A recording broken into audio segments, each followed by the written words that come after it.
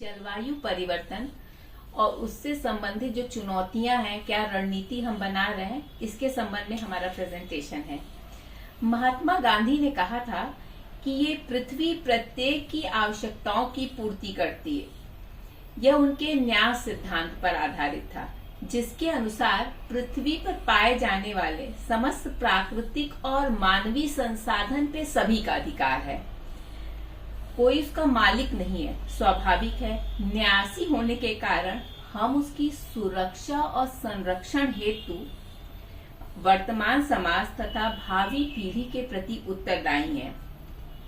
अतः हमें उसका इस प्रकार सदुपयोग करना चाहिए कि हम भावी पीढ़ी को कुछ दे सकें।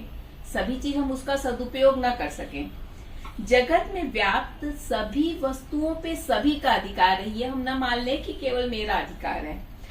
लेकिन औद्योगिक क्रांति जो हुई या जो पूंजीवादी का व्यवस्था का उदय हो रहा है, तो उससे पूरे विश्व में प्राकृतिक संसाधनों का बहुत तेजी से दोहन होने लगा। हमने भौतिक प्रगति तो प्राप्त कर ली, लेकिन इस दौड़ में मानवीय अस्तित्व को संकट में डाल दिए।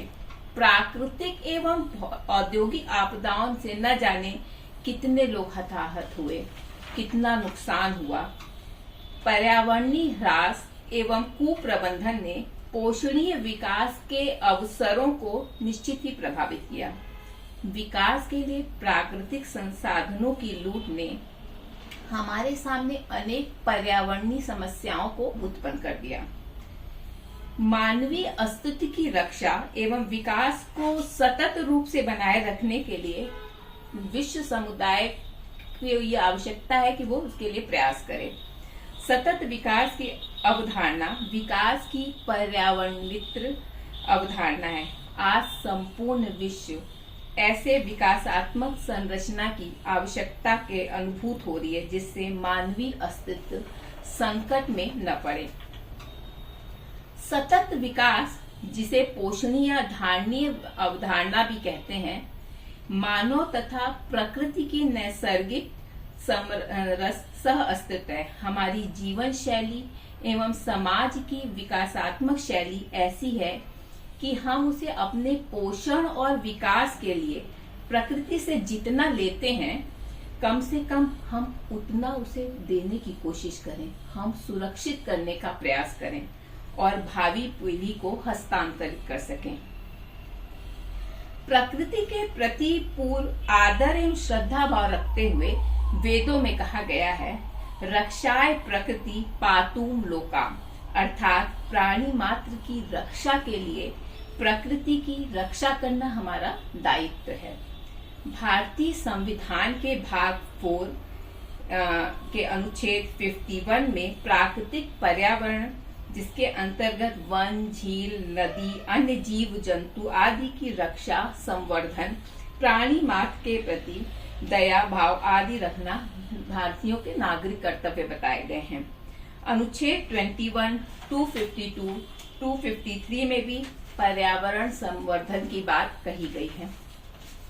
ये संवैधानिक प्रावधान एवं अधिनियम सतत विकास के प्रति भारतीय लोकतंत्र की प्रतिबद्धता का मजबूत आधार प्रदान कर रही है।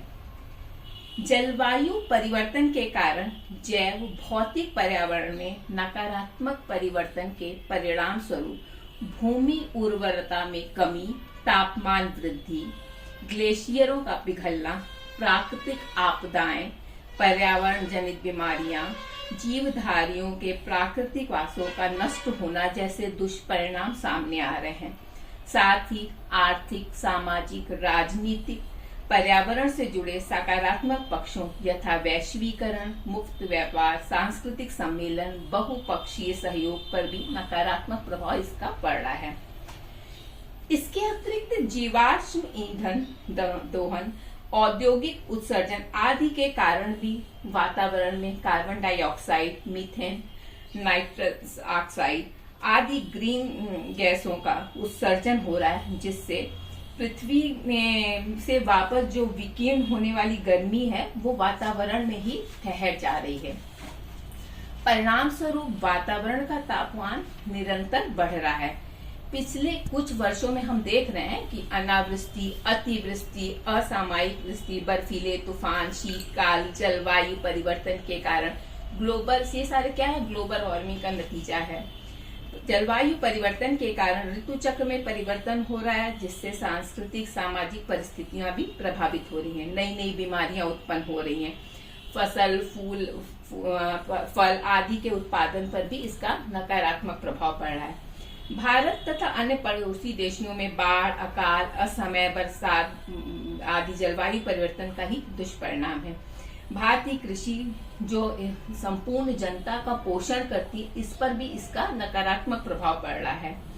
समुद्री जल स्तर में संभावित वृद्धि हो रही है, इसका दुष्प्रभाव तटवर्ती प्रदेशों में रहने वाले लोगों पर पड़ेगा। परिस्थितियां भयावह हैं, किंतु हमें सामना करना पड़ेगा। हम विकास का पहिया तो नहीं रोक सकते। जलवायु परिवर्तन के कुप्रभाव के शमन एवं पर्यावरण संरक्षण हेतु हमें वैकल्पिक ऊर्जा स्रोतों को बढ़ावा देने के लिए जीवाश्म ईंधनों पर अपनी निर्भरता को बढ़ाना पड़ेगा।